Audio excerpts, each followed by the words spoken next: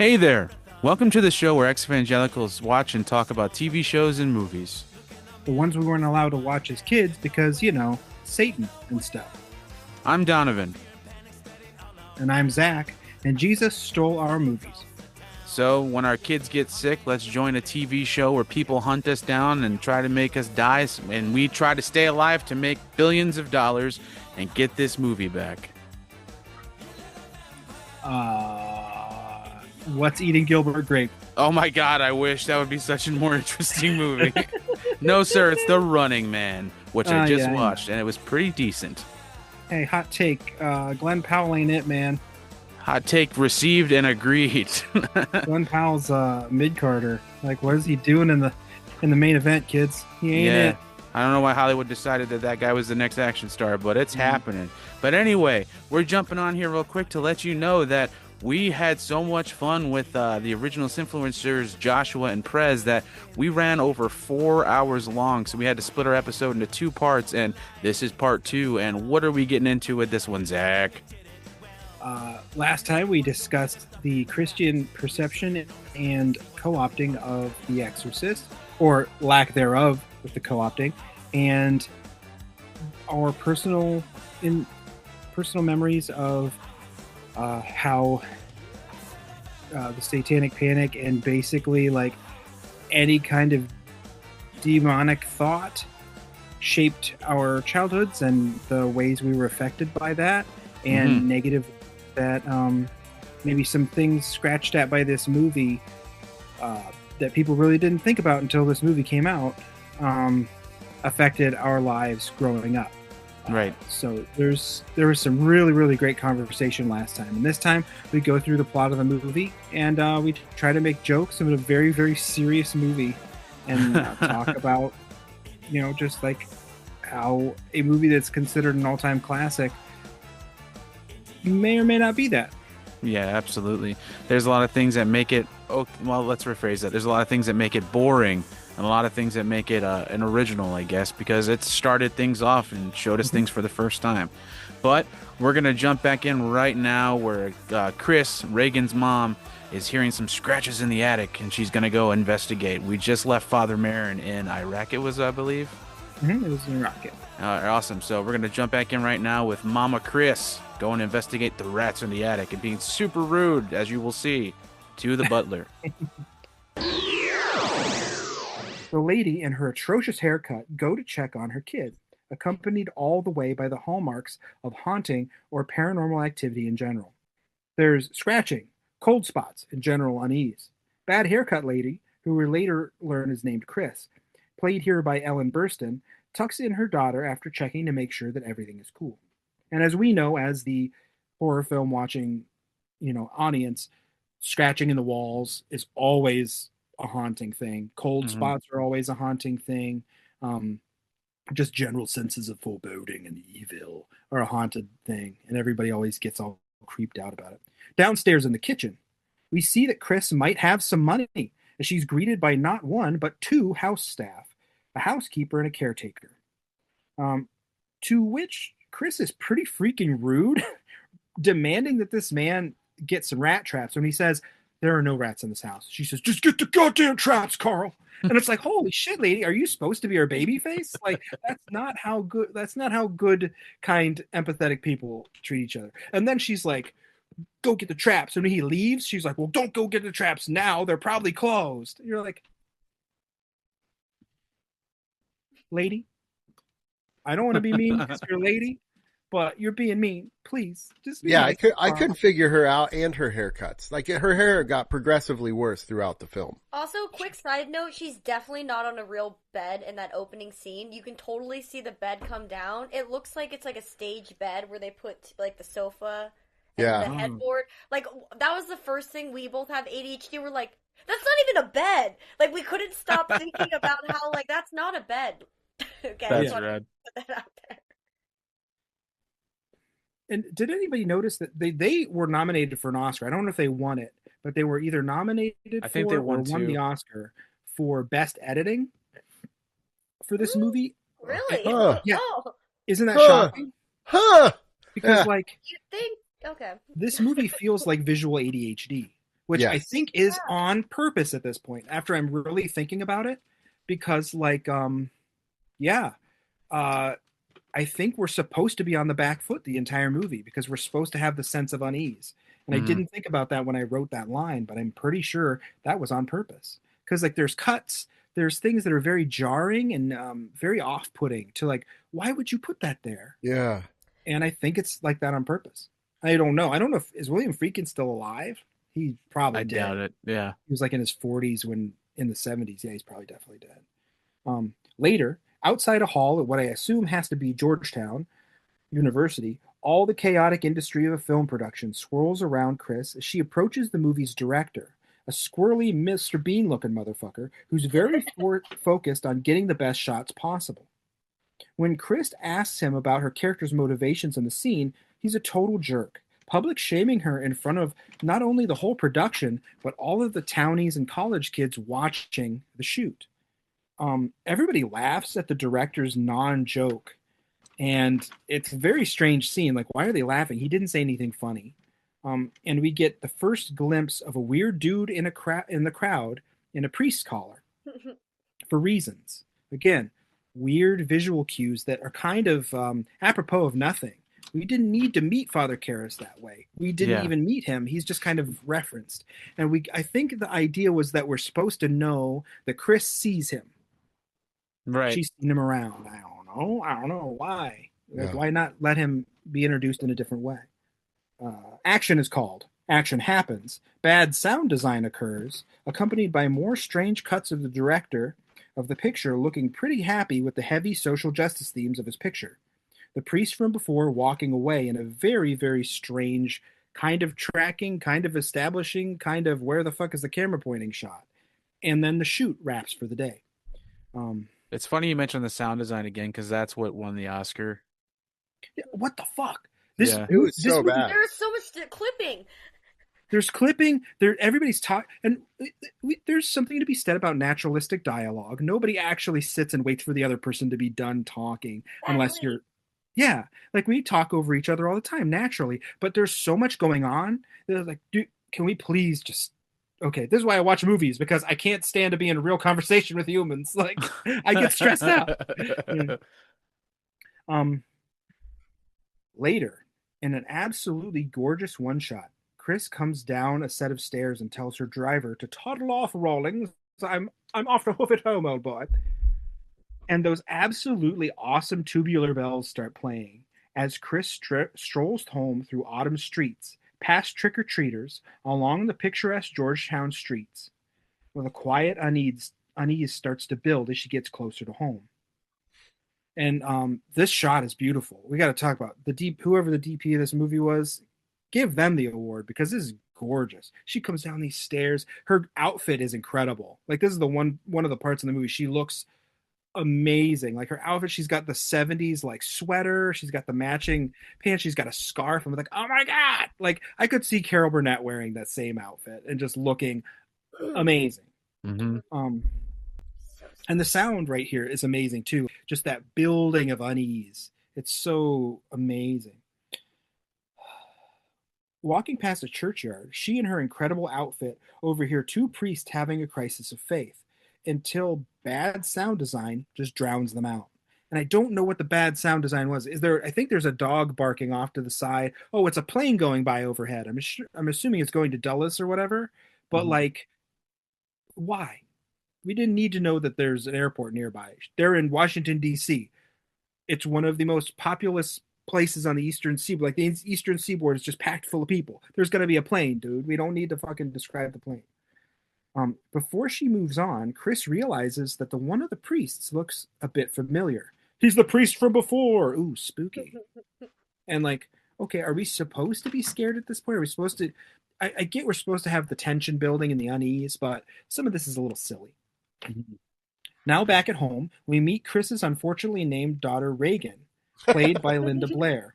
And if we're going to be serious, did this movie predict the downfall of like institutionalized mental health?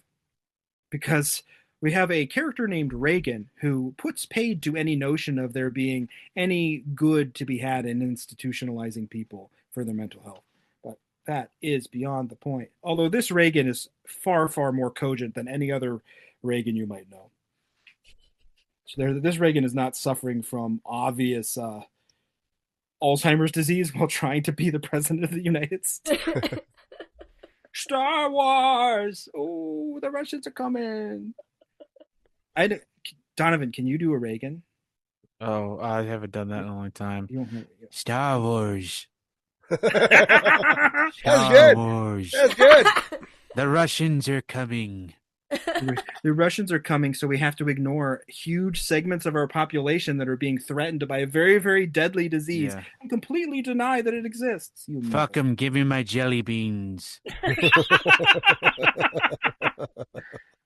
We laugh because our friends got hurt. Oh, that sucks. We laugh because if we thought about it, we'd get all fucking depressed. Yeah, so don't point it out, Zach. Hey! I'm just talking about little girls getting punched by championship boxers, okay? It's a great movie.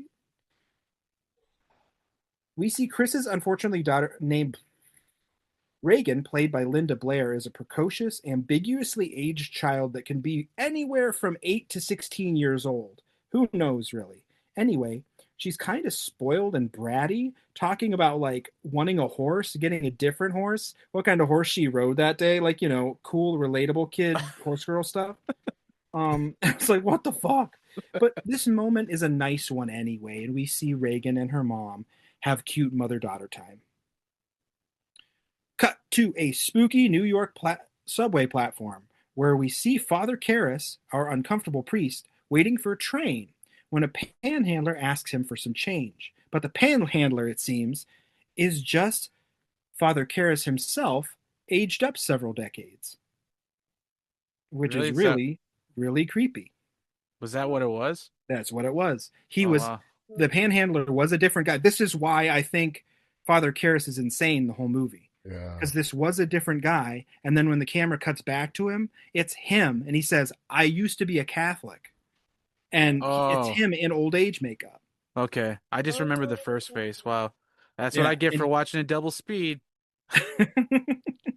And you miss out a lot. Yeah, he flips out and gets on his train and gets the fuck out of there, which is, I think, just how 99.87% of New Yorkers just operate their normal day-to-day life. Yeah, unfortunately. Get on that train and get the fuck out of there because the subway is weird. Which is not anything about New York, just there's so many people, and people are weird. Yeah, right? Exactly. New York's not a bad place. New York's not a fucked up weirdo place. We're all weirdos. No, there's just so many people that there's going to be so many more weirdos. That's how ratios work. Oh my God. Somebody tell RFK. Fuck.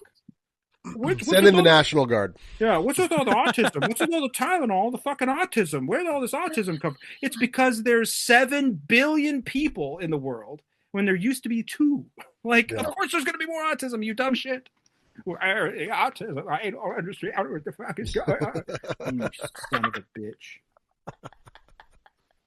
And I think to myself, what the hell am I watching? Does anything in this movie have any bearing on anything else? And suddenly, as I'm talking to you guys about this movie, I'm starting to like it more because a lot of this is intentional rather than just madness. The madness, it seems, is a feature, not a bug.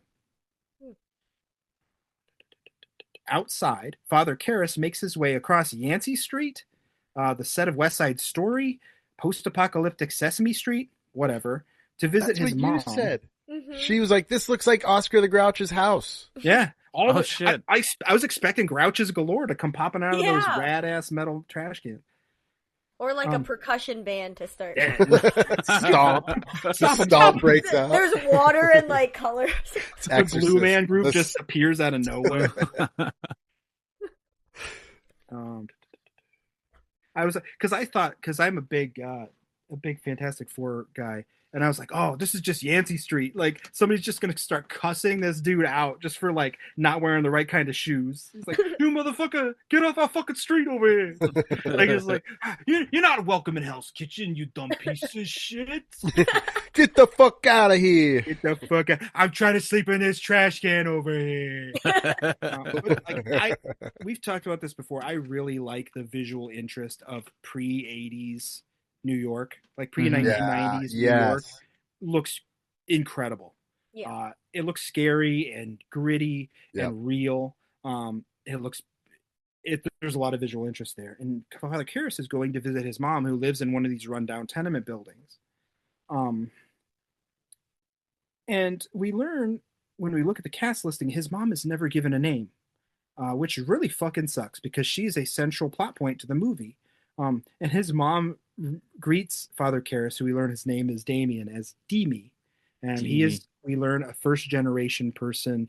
I couldn't really tell if she was speaking Greek. It was. That's what the Was it subtitle Greek? said. Okay. And she's Demi, Demi, Demi, which Demi. becomes really creepy later, which is like a term of endearment becomes a term of menace later. I really like that switch. The apartment is cluttered and dingy, the carpets threadbare, wallpaper peeling and cracked, and a pall of neglect and disuse hangs heavy over everything. When Father Karras' mom wakes up, she calls out to him over and over again, her words a harsh patois of English and Greek. The visit creaks by as only seeing elderly relatives can, while Father Karras suggests to his mom that he should take her somewhere safer where she can be attended to and watched. This goes over, about as well as can be expected, and he leaves a bit later. Us as the audience, having learned not much other than this movie is extremely slow, and possibly that Father Karras is a professional boxer, or used to be a professional boxer, because we see a few pictures of him in boxing gear. I don't know if he was an amateur boxer or boxed professionally, but it's part of his character that fitness and fighting is part of his character. One thing I did like about that scene, though, is like the way that they got across that he hadn't been there in a while to visit her, is when he's talking to her while he's eating, and she's like, "Oh, your uncle came to visit me." He's like, "Oh yeah, when?" She's like, "Last month." If he wouldn't, he should have already known that if he would have been around sooner. You know what I mean? So it shows that it's been over a month since he's visited his mom, and it's just like, that's fucking bogus, Dimmy. Get your shit Also, together. yeah, like, dude, visit your fucking mom. Who am I talking shit about? Never mind. I Yeah, can't. I I can't thought talk it as shit. soon as I said it Yeah, too, sorry. but we have reasons. Yeah, yeah. This brings us to the question of if Karras is not a reliable narrator, is he actually visiting his mom? Is he thinking he should visit his mom? Is this his guilt convincing him he has visited his mom?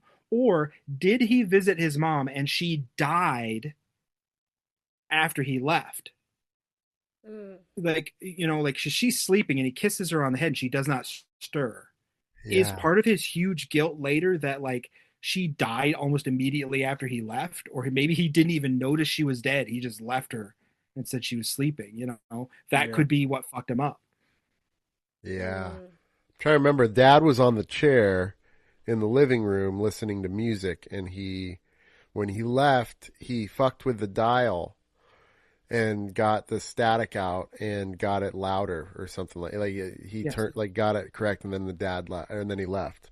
Yeah, there's some specific thing with the music. Yeah. And if I knew more about the subtext, I probably is like Greek folk songs, is something from back in the Yeah, day. that'd be She interesting to look into Hmm. if didn't that's the scene. Back in Georgetown, ambiguously aged Reagan finishes a tiny kid's art project while being dressed as a slightly mature teenager, and her mom discovers a Ouija board in the corner. Which, like, come on. Don't open these doors. We already know how bad this shit is. And you have to say goodbye, by the way, Donovan. That's why we have the problems we have on this podcast. Yeah, we have the ghost of Pat Robertson Yeah. pop up all the time because we used a Ouija board and never said goodbye. So Makes It's sense. horrible. yeah, It just pops up every once in a while. It's does horrible. movie reviews in like a minute and gets the fuck out of here. It's weird. Uh, but just like any person in a horror film ever, Mom, who is kind of cool about the whole Ouija board thing, A completely little too ignores. cool. A Yeah, little too cool. yeah, she No, like completely why do ignores. they have it already? Yeah, well, Reagan says she found it in the basement, so we're assuming.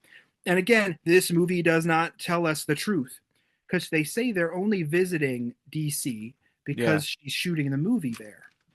But later, so like we're thinking this is a a rental proto property. Airbnb thing, Yeah. right? They're renting the property. But later we see them pack all this stuff up to leave, and the walls are bare, like they're leaving the property to go to the summer home. Yeah.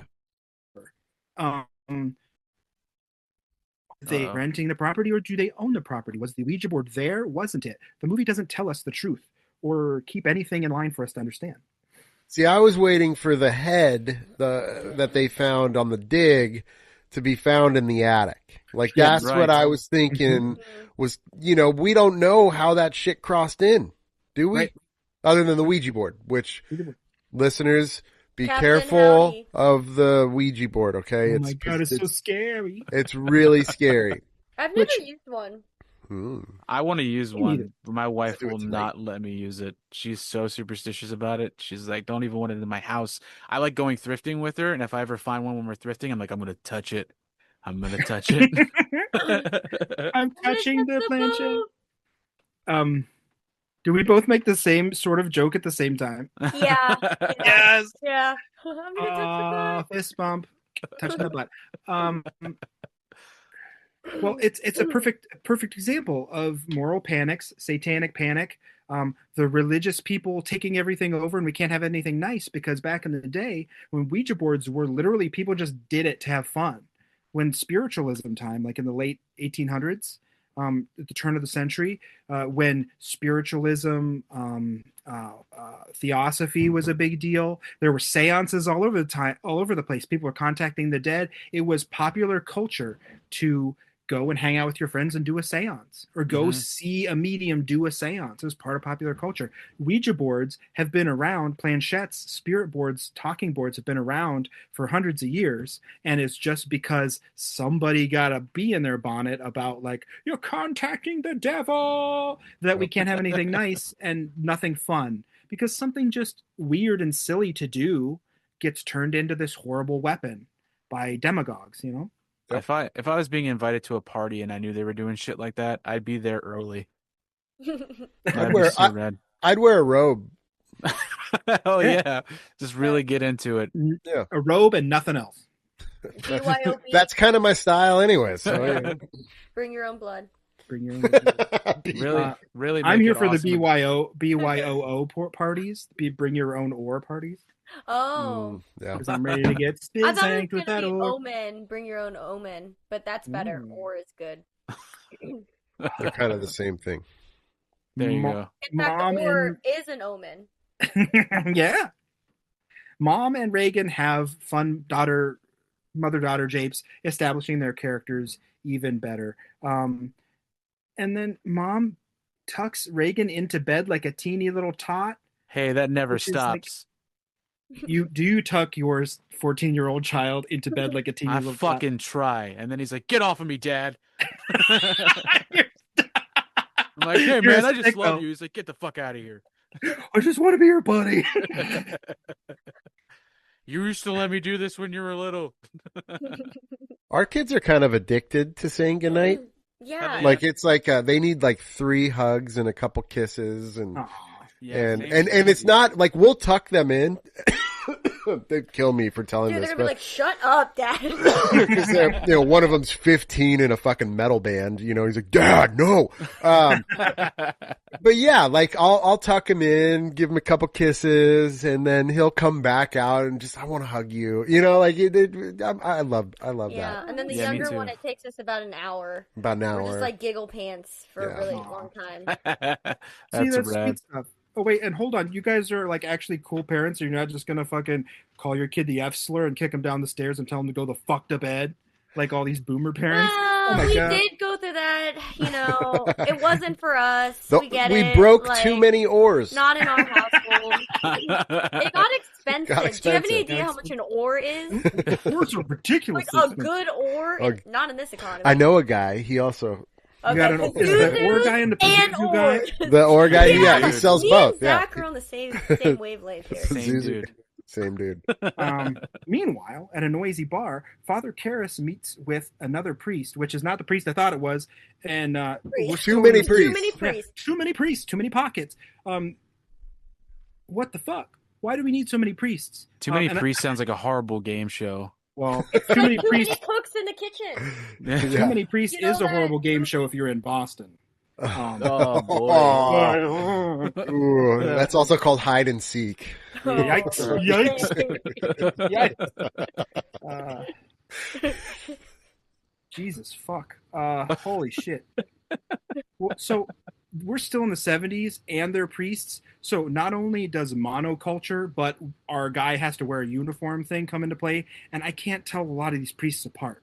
No. So I thought he was Father Marin, but he's not. No, and he's I a don't real know. priest in real life. Isn't this Yeah. this guy? No, that's a different priest. That's it. Fuck! It's like a Starbucks.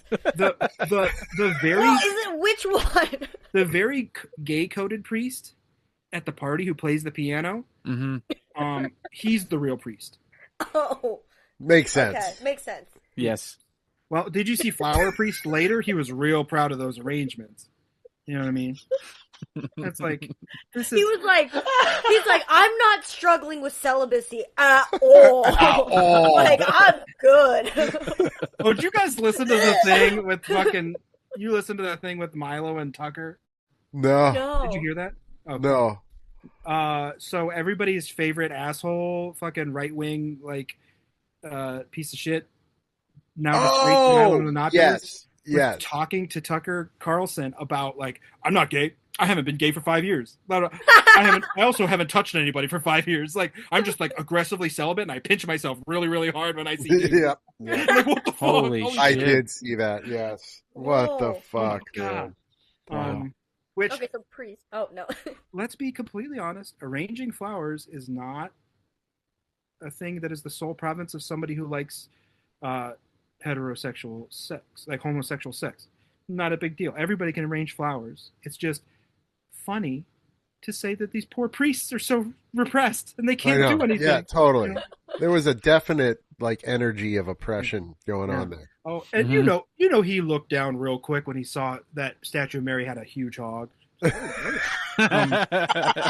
Me too. Are we going to talk about that? Because I want to talk about Mary's wild. hog. Why Talk is about- everything so long? Yeah, Pazuzu was also because Had there's some no stuff other going rods to help sharpen and get them shorter. True. It's like a fucking Banksy sculpture. Yeah. Father Karras tells the other priest that he needs a transfer to another place because he can't help these people, which I really liked Father Karras. He seemed like a really genuine good dude, and he's very clever and smarter than anybody else in the room at any given time, and I love that about a main character. But he tells the other priest he needs a transfer because he can't help these people with their problems of faith because he's a psychiatrist and he doesn't have any faith left. But the people that are there need somebody who can talk to them from a place of faith, which I think is a really great thing to have in the movie, and to distinguish that, sure, there are therapists that can help you through things in different ways. And maybe if everybody realized that back in the 70s, we wouldn't have some of the problems we do. Doesn't he also say he wants to move closer to his mother? Yes, like he Yeah. says he feels bad that she's all alone in New York, which DC is only 3 hours away by train from New York. Like, oh wait, it's an actual normal place in the world where you can get to another city by train. Holy shit!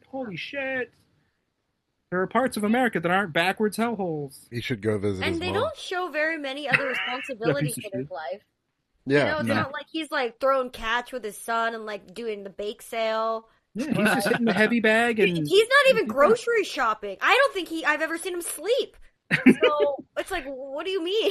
He gets wasted that one time after We his do mom see him dies. sleep the one time where his friend tucks him into bed. Yeah. tucks him in very gently and lovingly in bed. It was and then has kind. a super emotional reaction to him dying later. So you wonder if Father Karras and the other priest maybe have some sort of relationship. Maybe Like he little didn't leave. Brokeback Maybe he Mountain? left for the appearance of the camera, but then he came back in. Mm. You know what I mean? See, I was trying to be sweet and nice about it. You're just being a weirdo. Oh, he had to creep around. Also, William Friedkin did also direct Cruising. So, like, Oh yeah. I believe that part of this movie and how things are addressed and some sort of the attitudes that some people had about some of the gay character or gay people involved in the movie did inspire William Friedkin to actually direct Cruising because It's because of the serial killer guy, right? Yeah, that's what I was about to Donovan? say. Yeah. Yeah. There was Well, a guy that was actually in The Exorcist. He's one of the technicians when the radiological technicians. His name is Paul Bateson, who was actually arrested for murder and a suspected serial killer, and he is the basis of the movie Cruising. yeah, Whoa. because he would find men and hurt them. And William Yeah. Friedkin learned about this during the production of his movie. And so, like, yes, because guess what? If we let people be who they are and have loving relationships and edifying relationships with who they love, maybe we could save some lives. Not only Yep. the people that feel hurt by not being allowed to be who they are, but the people that they might have hurt if they have to repress themselves. Yep. I was gonna say that Al Pacino's in that movie, and I was about to do an impression, and then you said something really beautiful, so I'll just move past that. Boo! Establishing shot jump scare. Chris and Reagan's house the next day. Chris gets a pretty hype on the phone with an operator. She says, "I've been on hold for 20 minutes." I'm like, lady, you have no idea. So the horrors we're going to experience. We were talking about that. Like, that is the typical, like, boomer mom. Like, they have to show this rage. Mhm. Like, Mama Bear. That was. Their version of fighting for us. Yeah. I feel afraid my mom's gonna listen to this. Love you, Mom. We've been healed. I'm proud of us. Well, I'll But speak for my mom. also- My mom fights from that same place. Like, she Yeah. thinks that if she is just. Like, if you hear how mad I am, you're gonna give me what I will want. never Right. send food back because of the trauma I've experienced going to any customer service in public. I feel that so No, hard. it won't eat the Oh. chicken parmesan. Mom, it's fine, please. You don't need the side salad. Eat the ranch, please. Literally, my Oh my mom God, came yeah. out and stayed with us for a couple weeks, and she spent an hour of Oh my like an hour a day on the phone with some sort of customer service. It was the Holy fucking shit. craziest thing.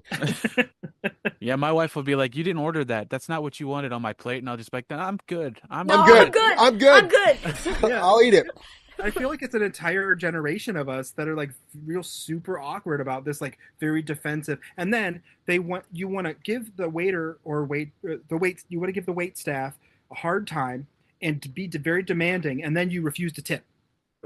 Yeah. Like, you know how many times my wife and I have gone out to dinner with my mom and dad, and we have had to I've had to go back in the restaurant and hand the person who waited the table cash because I'm sorry my dad didn't leave you a tip, or like he doesn't believe in tipping, and I would have to hear an earful about how you need to get a real job if my dad saw me give you a tip.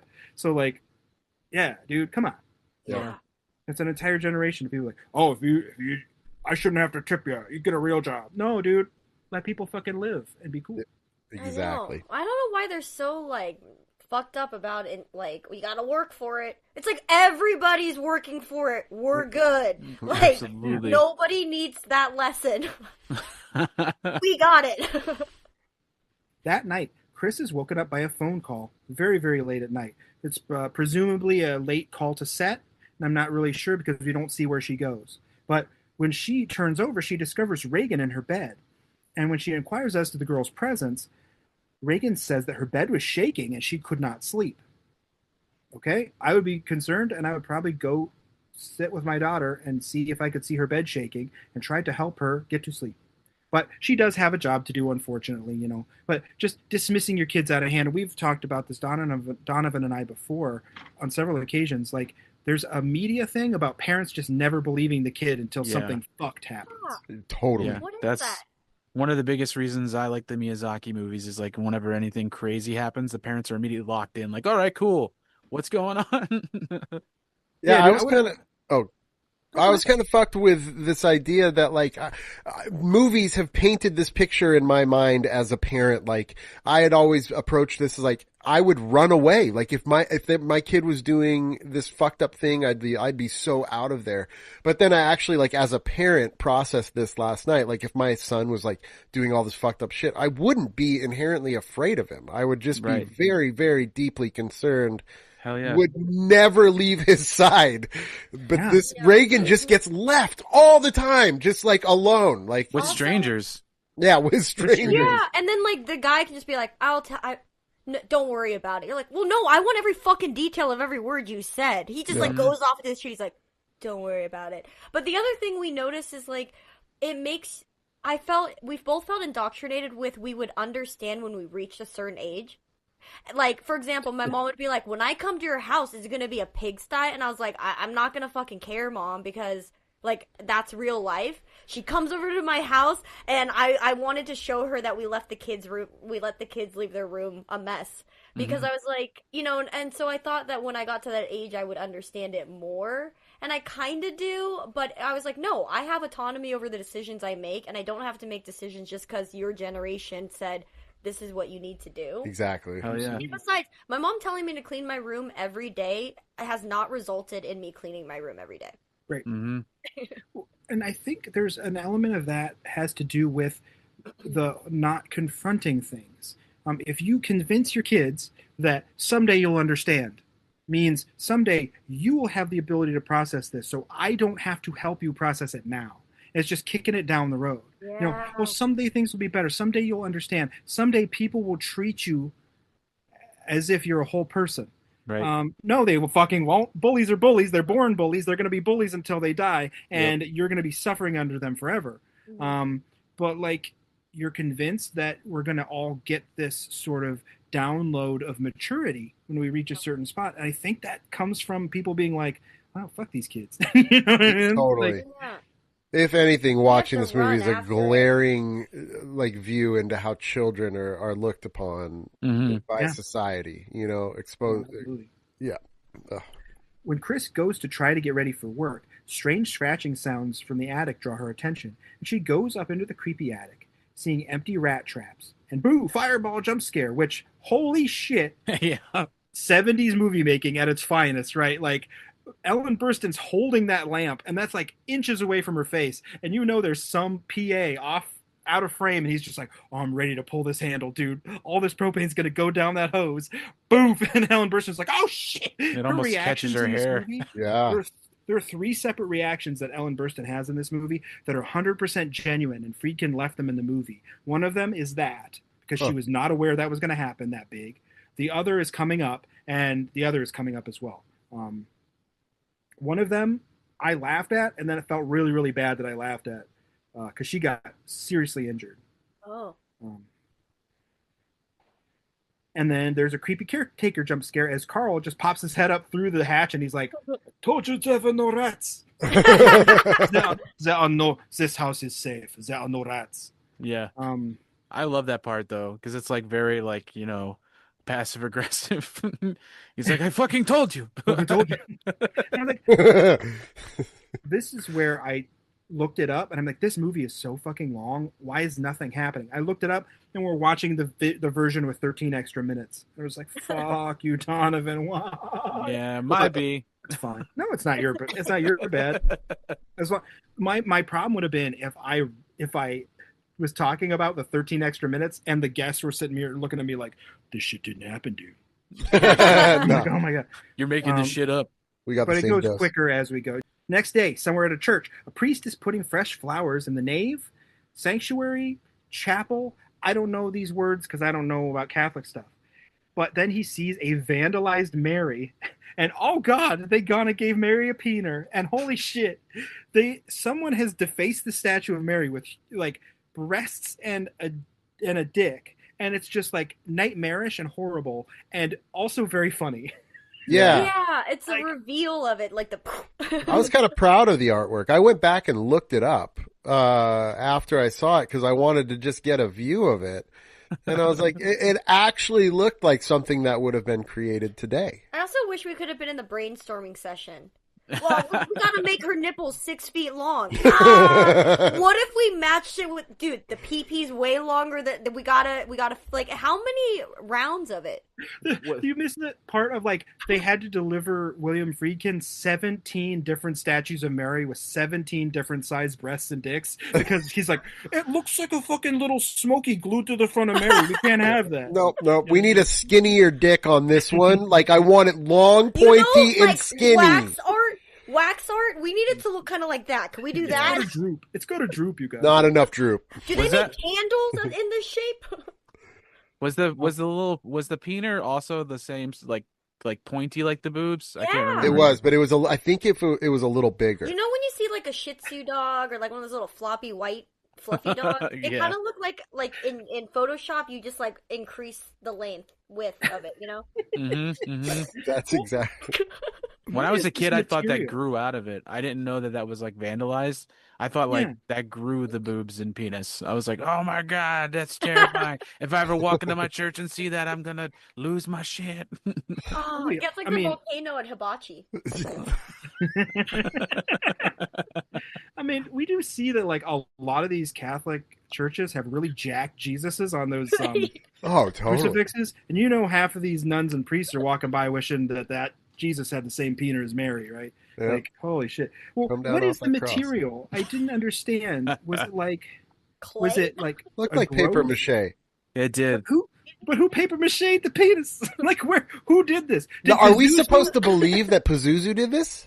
I don't know. Did Pazuzu make Reagan get up and paper mache a donger on the Virgin Mary? Wait a minute, Or though, was because it- they show how fucking crafty Reagan is, and they kept hinting to that. Like the priest who found the clay piece outside the house, like in the leaves. I never understood that. And Yeah. then he was looking at Reagan's artwork. So maybe Reagan did.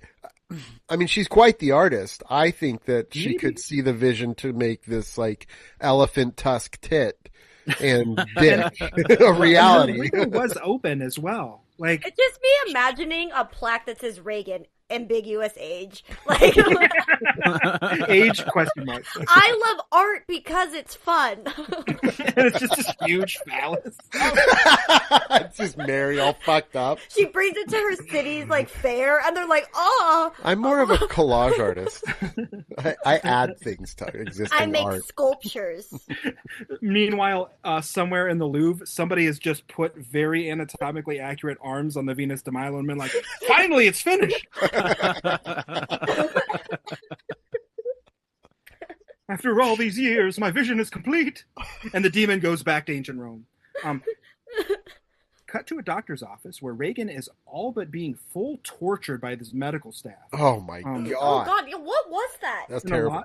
a lot of people said that the medical things being done to Reagan were more horrific than the demonic possession. And they did that on purpose. Friedkin purposely said that he wanted the rationality and science to be as nightmarish as the mysticism. Dude, the part where they put the thing in her neck. Oh God! That was so brutal. I was like, Jesus Why fuck. couldn't she be asleep for this? Right. Right. And you can see on her face, I feel like Linda Blair did a hell of a job. Oh my god, her acting was phenomenal. Absolutely. Hopefully somebody wasn't just pinching her underneath the sheet or something to make her act like that, because he did fire guns in the set. Like he was firing blanks to make people react to things. Like on jump set. scares and shit. Like jump scares. Yeah. So like he's kind of a psycho. Yeah, Freaking. yeah. But a lady with a coffee filter for a hat hooks her up to some archaic ass examination machines, and she gets a spooky face jump scare as we see the face of Pazuzu appear. Is that Pazuzu or Captain Howdy though? Aren't Captain Howdy and Pazuzu the same thing? I don't know. I've never been able to tell. I may be I thought wrong. they were. I thought Captain Howdy was just what Pazuzu Reagan fucking with her, like Pazuzu as, because Pazuzu isn't identified by Reagan. Pazuzu identifies itself. okay, You know what I mean? gotcha. Yeah. And not to be offensive, I wish he had a different name. Pazuzu. I'm having a hard time saying Pazuzu. Yeah, Pazuzu sounds Oh, like I a thought cute name I'd give my wiener. It doesn't sound like a bad, scary thing. I'm like, yeah, I thought it's like a bazooki. I got hit in the Pazuzu so hard. I thought you were talking about Captain Howdy at first. Oh no, Captain Howdy's rad. Yeah, I thought you were saying his name was like you hated his name. I was like, oh, No, like, Captain Howdy's what I refer Yeah, to my penis now. like you're like I don't want to offend him or anything, but It's Captain Howdy. It's like Sorry, wait, hold on. Howard. It's Captain Howdy. I didn't want my Captain Howdy doesn't have a high pitched voice. He could. yeah, he totally could. don't voice shame Captain Howdy. Yeah. Reagan seems to start exhibiting bizarre behavior out of nowhere, as we have not had any history of her having any problems at home before this. She said her bed shook, and now she's being tortured by doctors. Is her mom like that hardcore of a mom that she's like, okay, she said her bed shook, and now, I'm taking her to these crazy doctors. Mm-hmm. There's no build to the oddness. It just boom, one day she's cussing people out in the doctor's office. But, sure, we had to watch a priest walk for 10 minutes earlier, and that was fine. So, okay, movie, do whatever you want. That is why we go double speed. Usually, anytime Father Marin's on screen, the actual like Hobbiton music plays. Yep. Well, this is what was this is what was fucking us up. Is we're like, okay, we're literally watching like the progression of a demon take hold in a human. Now we know what to look for. Mm-hmm. Yeah, what are the it's an instruction manual. The early signs are weird paper mache sculptures, and like what's the gestation? Yeah, how long did it take her? Yeah. When was the contagion of demonologisms get introduced? Who knows? I don't know. I also thought we'd get I feel weird before demon just like, hey. Yeah, it's like my tummy hurts. Yeah. It's just full on, fuck you! Yeah, right. And writhing around in the lick me! The lick me scene! And the mom's face, that took me out. I was like, we're gonna get there. I'm excited for the writings of this. The doctor talks to Chris later, saying, not in so many words, that Reagan just might have ADHD. But in 1973, no, he does. Like, that's what he's saying. Totally. In 1973, they didn't have a vocabulary for that. So it's just a disorder of the nerves. Demons? Hell no. It's the goddamn asbestos, the lead paint, and the Tylenol, and probably the vaccine. So, like that's all this is like they don't have vocabulary for what is happening. She literally says, he lists the fucking symptoms of ADHD. Like, she can't focus, she's depressed, like she's like she like having like bouts of hyperkinetic, I think he says as well. She's very, very hyperactive. This isn't the part where he asked her if she has drugs in the house, is it? He just flats out and goes, "You got drugs in your house? You don't even smoke grass." Oh yeah, she called it grass. Yeah, well, because it's the 70s, right? She's an actress. Everybody, right? The doctor prescribes Ritalin and says Reagan cussed him out, which was actually pretty funny. What did she say? She said, "Get your fingers away from my C word," and like, why the fuck were your fingers there anyway, you piece of shit? Yeah. I mean, he is a doctor, but still, come on. Brains up here. Your brain's up here. We're checking up here, but like, it sounds like a perfectly healthy reaction to cuss somebody out if they're touching your junk, right? Totally. Mom asks the doctor about a psychologist, and the doctor says, well, let's just try Ritalin for a while and see what's up. Which, and as anybody who is, sadly, that's just how doctors treat ladies in the medical field. It's just kind of dismiss things. Yep. I can't speak to that because I'm not a lady, but my wife has shared experiences like that with me, that she's felt very, very just pushed down the line because she's a woman. Yeah.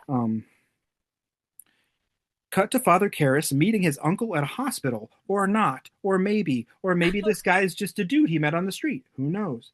It seems like his mom has been committed to a psychiatric wing of a hospital for reasons. As the pair wait for a nurse to take them to his mom, who still doesn't have a name. Why are you in this? Why do characters not get names? Like, name the lady.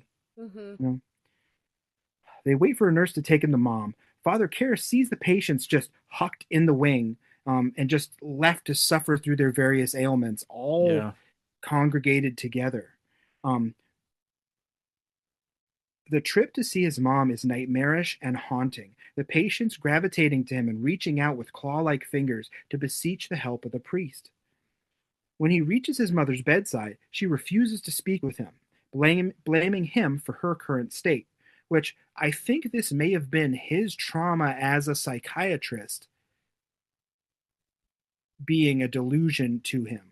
Like, because later we learn some like, this is probably him walking into any place that, like, as a priest, even like evangelical and Protestant pastors, people swarm the pastor all the time. Yeah.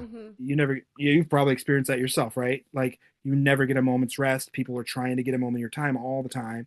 And probably as a psychiatrist and a priest, people are thinking that he can help them. And he probably has this trauma of being swarmed, and like the breath of these people and the heat of their bodies and their hands touching him. This might just be him, like, regurgitating this after having happened to him dozens of times. You never know. That scene was pretty emotional, though. The way the mom was acting was pretty on point. Yeah. I liked it. Yeah. But, Jimmy! yeah, I didn't like it. I didn't enjoy seeing it. I mean, but the acting was well. The You acting love was really- you love watching the final scenes between a mother and a son. Yeah, that's your thing. That's my shit right there. I was desperately trying to think of a reference to another one, but I had to know. I slowed it down for that part. I got off double speed for that part just so I could really soak it in. You're not wrong. Cut to a very abrupt shot of Father Karras getting his frustration out by hitting the heavy bag in the sweaty, old-timey New York or DC boxing gym, which is like really cool. It's like this is what Matt Murdock's dad's boxing gym probably looked like before he turned into Daredevil. You know, like all musty and gross, and Mickey's over in the corner cussing out, Rocky Balboa and shit. Like, let's go. There's a janitor who's practicing and that no one doesn't know in the back. Somebody's just coming. Yeah, gonna fly now. Okay. And he's just the worst wimp, and he can't hit the bag. Gonna fly now. He's got his headphones in, but he's gonna do it. Yeah. Smash cut away. Moving on. We have no time to gestate over this.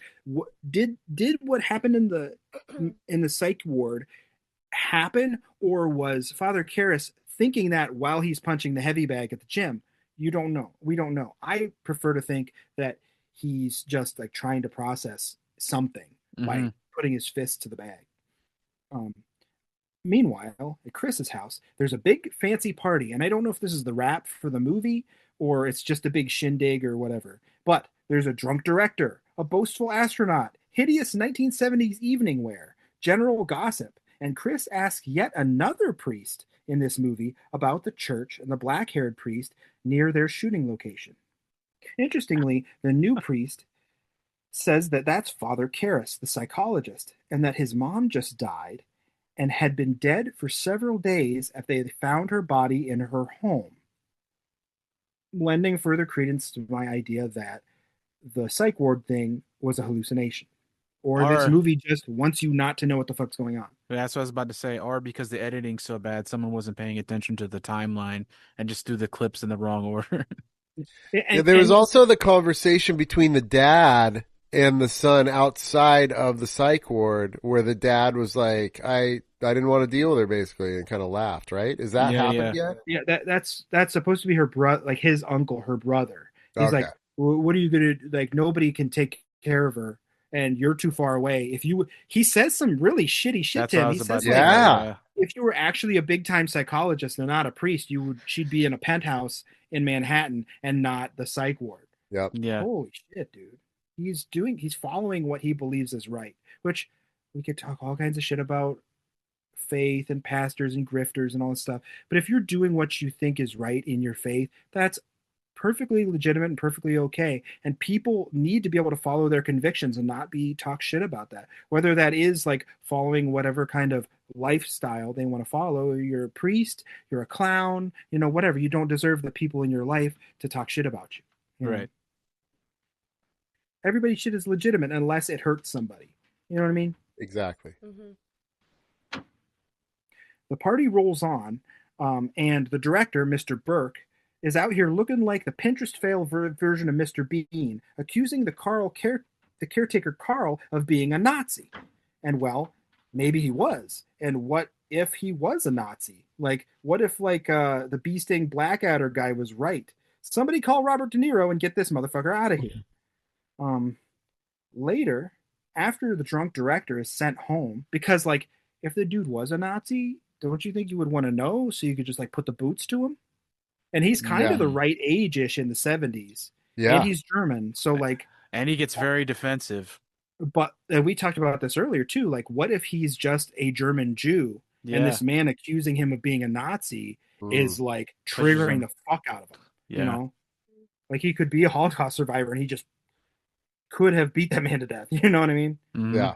That man was very off-putting, the director. The director. Like my first thought is I would not have this man in the same house as my sleeping daughter. Absolutely not. Yeah. When they say that, I'm With like, the what just the door fuck? open in her upstairs room that everybody just walks into to see Yikes, that yeah. she's sleeping. Later, after the drunk director is sent home, the remaining party guests sing songs around the piano when Lil Reagan comes downstairs and turns the party into a potty and kicks off the good shit where she pisses on the floor and looks at the astronaut man and says, "You're gonna die up there." And it's like, Yeah. this, let's go, because the fucking shit just got weird. It was, Also, yeah. overly hydrated. I would. Yeah, that's a lot of pee too. It was a Overly weird pee. hydrated. It was a weird pee. It kind of came out like it was in a Ziploc bag. It didn't come out like like I don't think they did their Like, pee it kinda research. Just, like, plopped. Yeah, it was. It was a faster pee. I was disappointed. It wasn't a stream. It was not a stream. No. It was more like her water broke, honestly. Which makes was that supposed to be Maybe what the makes it, demon was born. like the demon was Oh born? shit! She's too young. Well, not according to the Bible. There you go. There you go. Wow. Is that where I get canceled? Maybe. No, the best shit is when you guys do your TikToks of like this is actually in the Bible thing, and you sing the most horrific shit Yeah. human beings have possibly ever put on paper. Yeah. And like, yeah, this is your belief system, and it's the happiest fucking weird, lovey-dovey, praise the Lord, my hands in the sky shit. Yep. Dash the baby's heads upon the rocks. Yeah. I love those. Those are my favorite because I love that kind of shit. Stone him to death. Give up your son so you may eat him. Yeah, that one. There you go. Yikes. Hell yeah. It's the detail of, and tomorrow we shall eat up my son too. It's like, yo, no, dude, your son today, mine tomorrow. Fairsy. They're swapping sons. What do you cook a son with? What kind You of do spices? your son, mine, you know. Do you think they tried two different types of sun? Like one was barbecued sun the first day, the Well, I other one think was they like a realized sun that soup. raising your. I gotta Like- stop talking. Sorry, No, we're you gonna gotta Yeah. pack the sun in salt and leave the sun buried in the desert for like 17 days. And it Yeah. gets really Oh. fermenty, and Like then a it balloon. goes apart. Yeah. Yeah. I like Fermented my sun. son twice cooked. I'm a twice cooked son Best kind of guy. served with manna. Yeah, I was gonna Just make a joke about sun, dry. grind the sun, put the sun back in the scooped sun, and then put that Oh. sun in the oven. It's a turducken or whatever. It's like Pureed sun. I was gonna No, make a you joke put about a dry rub. son inside the Dry daughter, rub. and then put a baby inside the daughter. That's your introduction of sacrifice.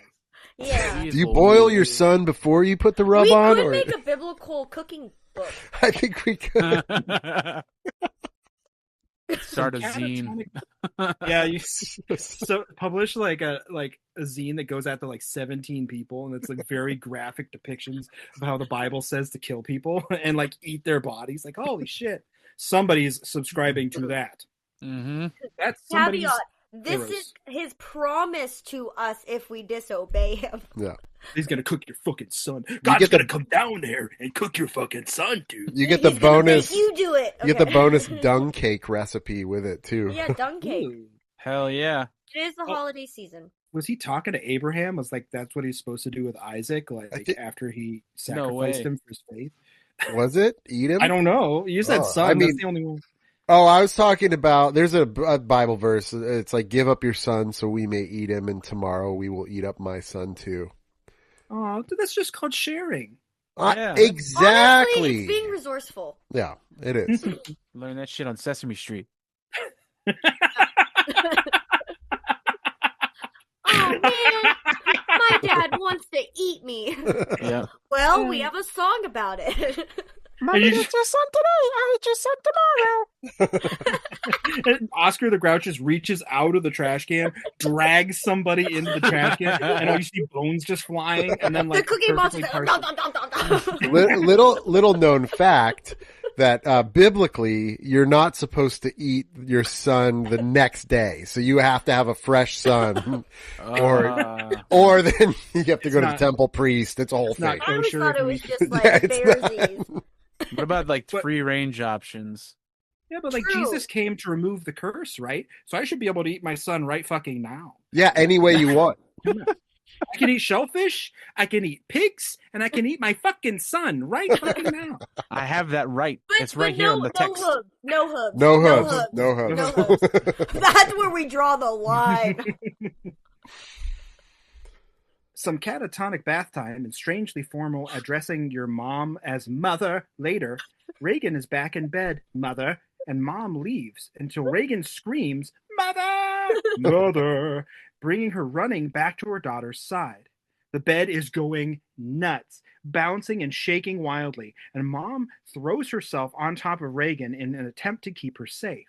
Mm-hmm. And this was actually kind of made me laugh because like this bed's going fucking nuts. Like, like, that looked semi fun. Like if you had a nice mattress, that would actually be kind of fun. Wouldn't you like I'm try sure- to pull her off the bed though? That's my That was first my thought. first instinct. Yeah, I'd grab you by your ankles and you would be on the floor, right? Yeah, I think I right. would have left that room a while ago. Absolutely. You know, somewhere in the world, that's somebody's kink. Those beds just going crazy. They're like, I'm sure. oh my god. Elsewhere, the We're party so good. priest finds a grief-stricken Father Karras drunk and despondent at the college, and he's wrecked over his mom's passing. Party priest puts Father Karras to bed with a tender touch, taking off his shoes and clasping his hand gently. Father Karras dreams in lurid, bizarre detail, and he gets, again, a either Captain Howdy or Pazuzu spooky face jump scare. I have no idea why I cannot pronounce spooky face jump scare, but I cannot do that for some reason.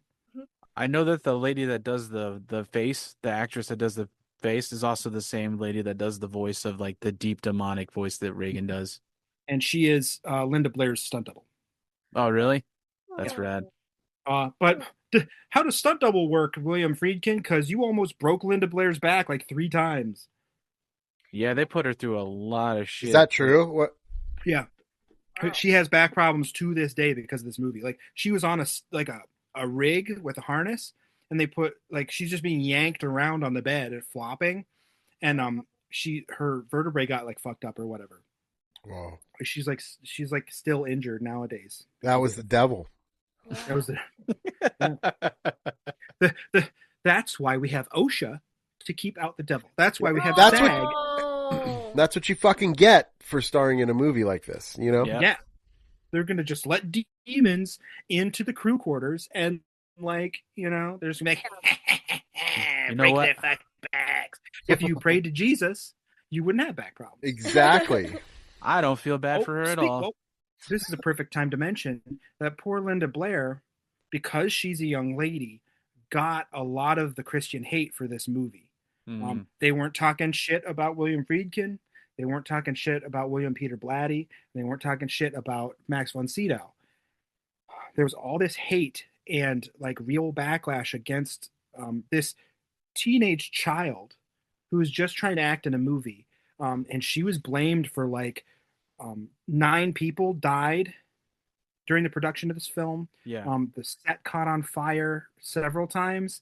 I think there was a couple more accidents. And it got around and people like blamed her because she's a lady and because we can't have nice things and people don't know how to treat women like human beings. They just like dogpiled on this poor little girl and treated her like shit because she let demons into their kids' houses or whatever. Wow. Wow. It really sucks.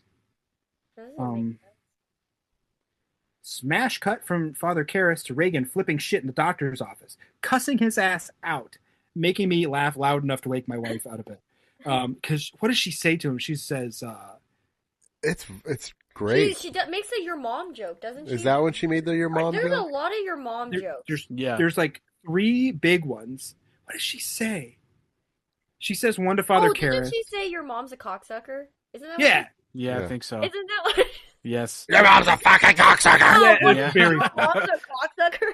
Which, like, so, like, yeah. Good for her. Everybody's mom is probably. He was like, I you know, but I love Deborah.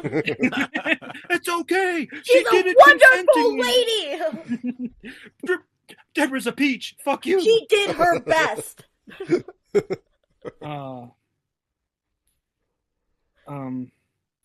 The doctor says that Reagan may have a lesion on her frontal lobe, and I don't know if they use the word lesion specifically. Like, does this refer to actual medical practice, or is this supposed to allude to the demon legion that Jesus cast out in the Bible? Because Oh, it could be shit. both things. interesting. Mom says that lesion's nothing, pal. That bed was going nuts, crazy style. And the doctor, of course, ignores confirmable evidence and recommends the surgery anyway. Cut to, holy fuck, what are they doing to this poor child? The guy cutting into her and like doing medical stuff on her is not fully gowned up. This is not sterile. It's they're not actually giving her surgery, as I learned a little bit later, but his nasty mustache is out. He's breathing over this child as he's like poking holes in her. There's some insane machinery and full-on arterial blood spray just jetting out of Reagan's neck. Yeah. And I'm like, damn, no wonder Dr. McCoy reacted so crazy in Star Trek 4. Like, he must have known they were doing this barbaric shit in the 80s, man. He knew they were going to do this shit to Chekhov, and he said, Jim, goddammit, this is some like hardcore Stone Knives and Bearskin stuff. And Dr. McCoy was right. We're barbarians. I'm like, holy shit. No Star Trekkies and no Trekkies in the room today. Okay. Hey, Father Karras, his arms wide. Sorry. That's all right. It's obligatory, so don't worry about it. Yeah, we have to have Star Trek. We have to have MacGyver or Stargate SG-1 some point in the episode. The doctors, this is fucked. Like, and I know he did this on purpose. The medical equipment is super loud. It's super jarring. Just like when Pazuzu appears, everything is super loud and super jarring. It's Right. because neither of these things are right. It's giving that opposing viewpoint. Science is loud and scary, and mysticism is loud and scary as well. But it's very loud and it's very scary. And I was like feeling emotions for this little girl. I'm like, Yeah. this is horrible. Like, Absolutely. poor Linda Blair. I hope this was all silent on set and they added the shit in later, because goddamn, this thing is like, it's a proto MRI, not a proto MRI even. It's just an X-ray. So they're just blasting her with radiation. Like, oh shit. They actually And were. her face in that scene was terrifying. Like, the acting was, it looked like real terror of like, I can't fucking move or it's going to hurt more. Well, Yeah. they taped her fucking head back. Like, That it part was crazy. brutal. Well, yeah, the jaw thing. It was awful. And a lot of people did walk out of the theater during these scenes, and they did say that the medical stuff was more traumatic to them than some of the demon stuff. Yeah, for sure, man. Yeah. Because Later, more based in doctors- reality, you feel like Yeah. that could happen to you or your kid. So yeah, fuck that. Later, the doctor examines the x-rays of Reagan's brain. And Bud, there weren't any lesions in the first place, so you tortured a child for no reason. The doctors get a call from Chris. And then when they go to her house, Reagan is totally flipping out. We see full-on exploitative 1970s unsafe filmmaking in full swing as poor Linda Blair is, and possibly her stunt performer, is being chucked around like an empty tracksuit on the bed, being thrashed violently, but still pretty fucking comically, I might add, around the bed. Up and down, side to side, presumably harnessed into a rig below the bed out of frame, but she's being ragdolled hilariously. And like, I felt kind of bad thinking this was funny because I know that Linda Blair was injured during this stuff, but Yeah. like, it's very funny. It's like, holy shit. She's like, oh, Mom, oh, he's touching me. And like, oh, shit. Oh, that should not be funny. But she's flopping around like Bugs Bunny. Crazy. I just keep seeing the Scary Movie, those parodies of like a summary of scary movies. I can't unsee that kind of like quirky, funny shaking. Yeah, it's shark in the water holding the body while above the water while it's swimming. You know, it's Yeah. That lady was also injured because the way they shot that in Jaws. Jaws, yeah. So maybe we should calm the fuck down, 70s. Like, let's just test the shots out before you just jerk people around with steel cables, okay? Now Reagan's bouncing. There's a creepy roar, a spooky face, a weird voice, a Buffalo Bill impression. And Mom screams her absolute ass off. Because Reagan lifts up her dress. She goes, fuck me. And I'm like, oh, hey, that's where Ted Levine got it. And this stuff is supposed to be scary, but I was like laughing my ass off, and I woke my wife up again. Because what does she say? It's just, I think it was Ellen Burstyn's performance. She's just like chewing the scenery and like screaming at the top of her lungs. I'm just like, this is the Yeah. funniest shit I've ever Yeah. seen. Is this the? Is this when the door slams shut and the thing like slides across the room at her? Yeah, why Yeah. doesn't it fall? It Why does it just stop? the dresser coming towards her really gave her a lot of opportunity to get out of the way. Yeah, absolutely. The oscillating control over her telekinesis at any Yeah. given point in the movie, like I can move this entire fucking room, and then one drawer opens. He's like, open it again. Yeah. In time. In time. But it wasn't funny after I learned that Ellen Burstyn was actually very injured in this scene. The stunt crew pulling her across the room pulled her so hard that she hit her head and broke her coccyx. Oh. And William Friedkin left the performance in the movie. Jesus like Christ. Screaming and thrashing. She was like injured. And yeah, he was just left in the movie. The docs dose Reagan, still clinging to rationalism. The doctors say that there may actually be lesions.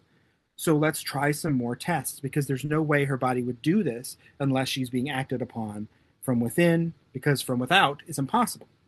When I watched another YouTube video about it, and the guy was talking about how she was injured, and like he played the clip, and like you can see real suffering on her face. She's in a lot of pain. Right.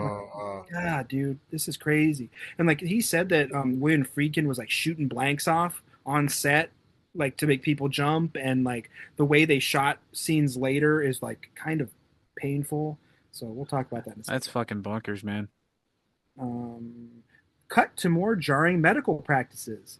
And I do like the juxtaposition between the quiet bits and the hellacious sounds that are made from medical instruments. And it's like really good subtext stuff. The doctor says that x-rays are negative again. There are no lesions. So, of course, they accuse Chris of having drugs in the house. Yeah. And, like, finally, the doctor suggests a psychiatrist. And this is when my script starts to go downhill, because it's like 3 o'clock in the morning. I just want to fucking go to bed. This part, though, when they're like transferring her over onto the next table to do more x-rays, you can see like her lips are starting to crack. She's got scratches on her face. She's starting to look more and more like actually possessed. I like the... Oh, sorry, I didn't mean to... No, you're cool. I was just gonna say I like the makeup, the way they did that. Yeah. And as the watcher in that, you actually do feel a little bit of the fatigue. I think that was intentional, right? Like you feel that when she has to go back in for those more tests, you're just kind of like, oh, fuck, man. Like, Right. You're exhausted for her. Mm-hmm. I really do think they did a real good job of like giving the character of Reagan hell. Yeah. And I think they do. There's a scene later where she's still even being fully possessed by Pazuzu, and Pazuzu's even exhausted. They're just like leaning up against the bed like, oh, I just killed this motherfucker. I just want to take a nap. And I'm like, she's been for months at this point suffering through like both mental and physical anguish, and they do actually a really good job of like making us feel for the character. Mm-hmm. Chris heads home from the doctor's office past a riot or a disturbance of some type, and when she gets home, the lights are going haywire, fritzing on and off. And I say to myself, nope, you better call them Winchester boys, because you don't go in the house when the lights are flipping on and off. No. You call Lawrence, Kansas, and you have those Winchester boys come over here in the baby, and then they shoot the shit with rock salt, and it's fine. You gotta have that rock salt, Tim though. and Dean, you wouldn't have all this weird priest stuff. Nope. You just Don't have- forget the salt. You just Yosemite. And salt, yeah. Yeah. Also, we do reference Supernatural almost every fucking episode, because Yeah. Supernatural. So, psychiatrist, nothing. You just call Sam and Dean, and they just shoot something. There you go. Chris goes upstairs looking for Sharon, reasonably being upset when she finds that Reagan's been left alone, and a window is wide open in the house. When Sharon says, of course she didn't leave Reagan alone. She said she left the drunk-ass director, Mr. Burke, with her. I'm like, Oh, who God. thought that was a good idea? Sharon, come on, do better, lady. Hell But no. Sharon did have to go to the store and just buy Thorazine at the store, because in 1973, you could just go to the store and get Thorazine. Holy shit. No wonder we have an opiate problem. She's like, I had to go to the pharmacy and get the Thorazine. And you're like, God damn. Holy moly! And that's when somebody else knocks on the door. And it's another guy we're supposed to know, I guess, but I didn't recognize him because all the people in this movie look the same to me. I'm so glad you had that experience because I was fucked. I was like, who is this guy? Is that another priest? He was probably at the party or something as like an AED or some shit. He's part of the movie. But he says that Mr. Burke is dead. He actually fell down the steps outside their house. And I think this is kind of where the movie failed a tiny bit. I don't think they detailed to us enough that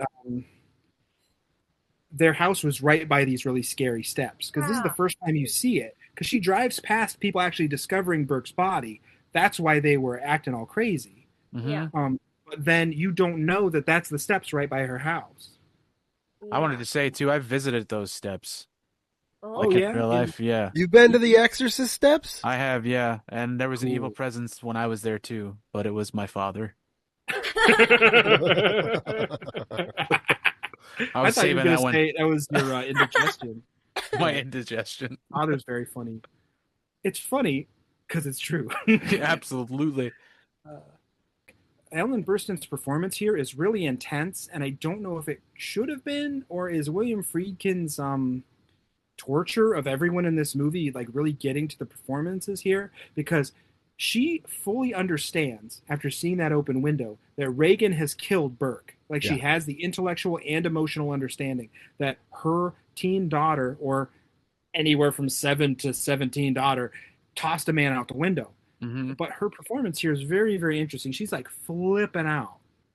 I don't know if I completely agreed with that, but like everybody's probably exhausted at this point. Everybody's reacting in a way they probably wouldn't react after months and months. Because you guys said you saw a Christmas tree, and then later, earlier in the movie, we did see trick-or-treaters running down the street. Halloween, This has happened over a course of more than 3 months, I believe.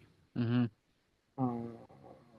Ooh, there's a spooky creepazoid stuff happens as Reagan comes down the stairs backwards, crab walking, and she pukes blood all over the place like crazy. And it's a very, very silly bit, but at least something is happening. Because like Ellen Burstyn looks up the stairs and goes, "What the fuck?" And she's just coming down the stairs like, they did cut this from the movie, right? Like the theatrical cut. I think in the theatrical cut, she crawls front ways down the stairs. Yeah. But like it's very, very silly. And then all of a sudden, cut to black. Like, is this a commercial? Like, was this somewhat made for TV? Why did we cut to black here? I don't understand. And there's no sound in the black to make you see that something's happening. I didn't really understand why we cut to black fully. And now it's psychologist time. The psychiatrist, well, they're two different things, but I am half asleep at this point, so please forgive me. The psychiatrist asks Reagan if someone else is in her body with her. Is it Uncle Howdy? And he attempts to make contact. But, hey, bud, I don't think that's going to work out for you. Because some telekinesis happens, and Lou Ferrigno is ADR'd into this. Like, I don't know why I said Lou Ferrigno, but whatever. Does it sound like Lou Ferrigno? I don't know, but that's a very weird pull. It probably made sense when I was half asleep at 3 o'clock in the morning. Oh, when he grabs her, he does. When she grabs him, there is like a. Oh, yeah, okay. So, yeah, it's the Incredible Hulk, sure. Yeah. She grabs the psychiatrist's balls and lifts him fully body off the floor by his dick and balls. And then he has the psycho fall down the stairs moment backwards. Mm-hmm. And they had to build a special camera rig to be able to do that. Which was very cool. They like harnessed him in and they followed him down with the camera. Also, they figured out a way to do Steadicam before the Steadicam was invented. They actually built a swing that they could swing the camera down the stairs to follow people, because the Steadicam wouldn't be invented for another 6 years after this movie was. Hell yeah, that's rad. She goes, and the guy's like, "Oh my god, my balls!" And it's very funny because like, it's hilarious. Why is she grabbing his balls? She could have just like pulled his throat out, or like in a modern movie, she would have grabbed his whole face and pulled his whole face off. I would have been there for that. But like a ball grab? There's so much like sexual shit they make her do when she becomes possessed. Yeah, I know. It's really weird. gross. It felt she's like a child. Yeah, her even thrashing about. I'm like, couldn't we, like, we didn't need to, like, see, like, that angle. Put some fucking pants on that kid. Yeah. And later they shoot a very bright light through her very thin nightgown. Yeah, I remember seeing it. That's not okay. That's really gross. But even the bathtub scene where she's like she's taking a bath, and the camera angle is really fucked up. Even when they pull her nightgown, her gown in the hospital. Oh God, yeah, that was so unnecessary. You just don't want to watch it because you feel like it's way too like close to the edge. Yeah, intrusive too. It's just you shouldn't be saying shit like that. And not only that, as an adult who cares about humans, just Linda Blair as the actress going through this, when she was in the bath, I asked the question. I said, "Who the fuck was in the room when she got in that bath?" Right? Like it's so fucked. Yeah. Like they have gone out of their way over the years to express that like Linda Blair at no point said she felt unsafe emotionally around and like William Friedkin was very gentle with her about a lot of things, and she didn't feel weird about it. Reported as she had, but I don't know if that's political. You want to make sure you can keep some bridges open or whatever. But I felt fucking weird about it. It was weird. It was uncomfortable. It was weird. Cut to Father Karras in action as he runs around the track because he just has to get his, energy out because he's an athlete. A detective is here to talk to him as he comes off the running track. The detective, who is a lieutenant something or other, asks him about witchcraft and the supernatural. And there's a weird-ass crash zoom here that makes not a lot of sense. But the detective says that Mr. Burke's head was turned all the way around. Coupled with the ritual desecration of the church, there may be some kind of religious connection. And the detective asks Father Karras to violate some HIPAA laws, which was HIPAA a thing in 1973? I don't know. But when Father Karras refuses, the detective leans on him a little bit, saying that a mentally ill priest could know how to do ritual violence like this. And who is struggling real hard right now? You, buddy. Which is like, okay, we know that detectives do this, but this is a really fucked up thing to do to somebody whose mom just died, And I had this sensation like, man, we should lean into the more detective story stuff here because like this is the stuff that I really enjoyed. Like he's trying to, as a rational person in a scientific society, narrow down who killed this man by using the evidence and what they have and like actual detective work when mysticism is involved. And I kind of love that shit. The detective tries to bribe Father Karras with a trip to the movies. Then Father Karras says some racist shit about Dominicans, at which time the detective says his own racist shit, and he does a Trump administration 50 years early when he just says he can deport you at will. Because Father Karras is a first generation. Apparently, his mom was an immigrant, so he's like, I could just have you deported. I'm like, oh, hey, hello. The Simpsons predicted Trump's presidency. The Exorcist predicted ICE. And damn, that's a harsh thing to do to somebody. Like, I could just have you deported, Mm-hmm. Okay. Okay. Ooh. Slow down there, big boss man. Jeez. Elsewhere, Chris is talking to a pile of doctors. She's suitably upset when these clowns want to institutionalize her daughter. Almost jokingly, one of the doctors suggests exorcism, to which Chris responds completely rationally, saying that's not real. If this were today, she'd probably be all over the exorcism stuff already and like bathing her daughter in essential oils and like packing crystals in her ears or whatever. And this movie is probably partially why people are so okay with talking about possession now. And we talked about that a little bit at the beginning.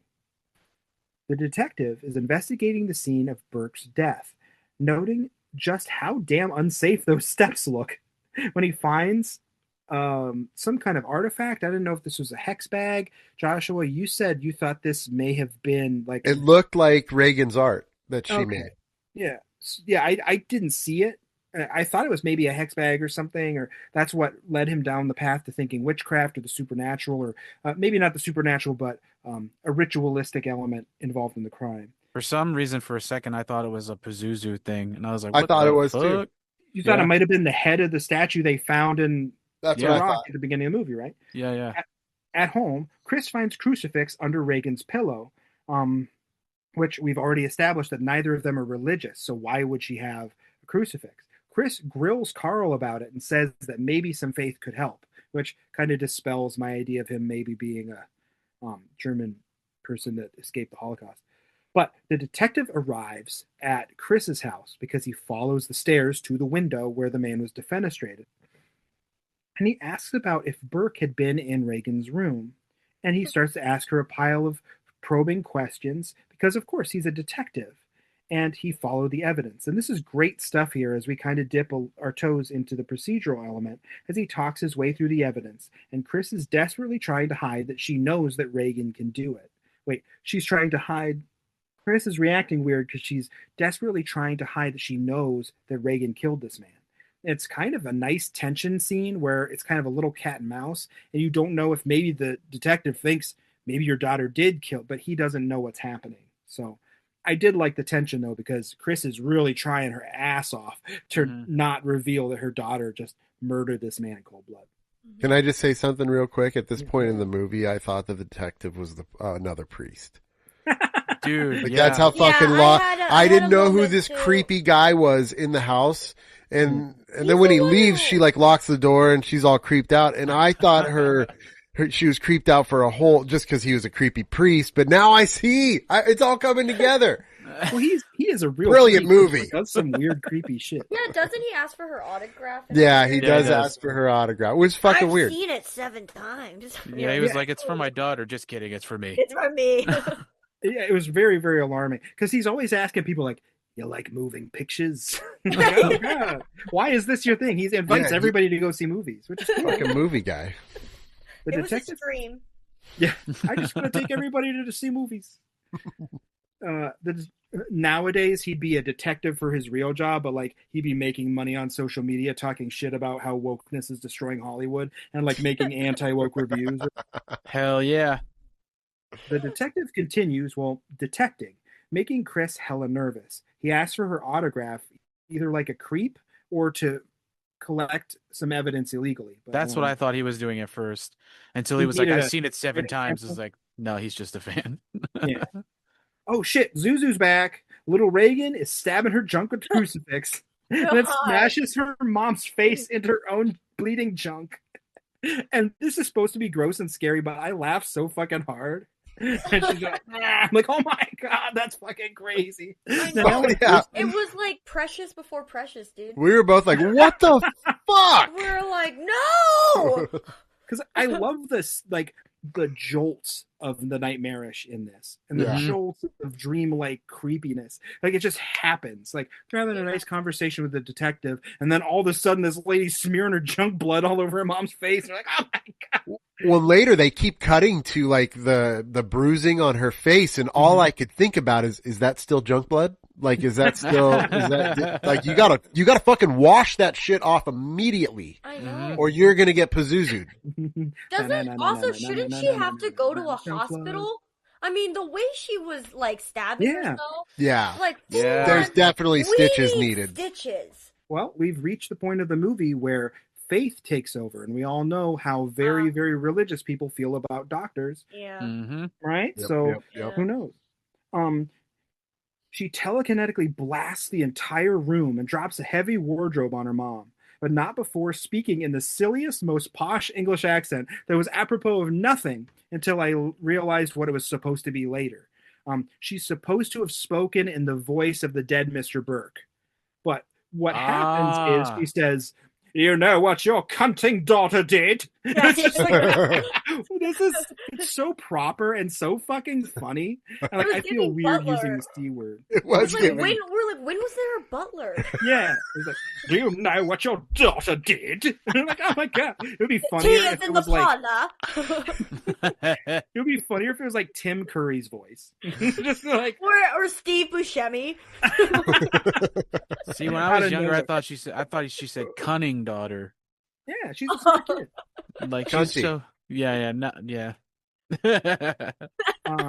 which is like, I don't think that's how you use that word. And that person being English should know how to use that word, because us Americans, we don't use it that much. But the English, they got it. They got the C word down pat. You know? Everybody else that speaks English can say the C word and be fine with it. But us in America, we're just like weird about it, you know? Like we can't use it. Like you hear some Irish people and everybody's the C word. It's just like these fucking cunts and these fucking cunts and these fucking cunts. Like I use it pretty regularly. I gotta say, Yeah. I've added it to my vocabulary, and I feel good. I use it when I'm sitting next to your wife. Okay, yikes.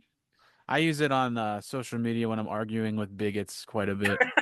I've gone to Facebook jail a few times because of that word.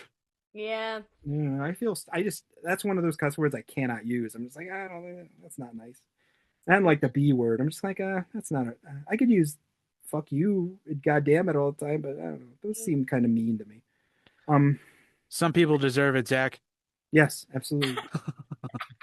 Cut to Chris meeting with Father Karras, and they talk with some laughably bad ADR because they are outside and their voices are echoing like they're standing in a bathroom recording their lines. And I'm like, this got a sound design Oscar? Like, what the fuck?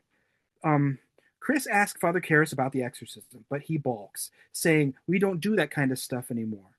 But Chris turns on the emotions, and he finally agrees to go visit Reagan. They get to the house. Now Reagan is looking rough. Every surface in her room is padded. Well, it's not, because it's just a bed. Reagan is looking rough. All the sharp corners on her bed are now wrapped with blankets and padded so she can't hurt herself. Her voice coming out haggard and rough. Karras introduces himself.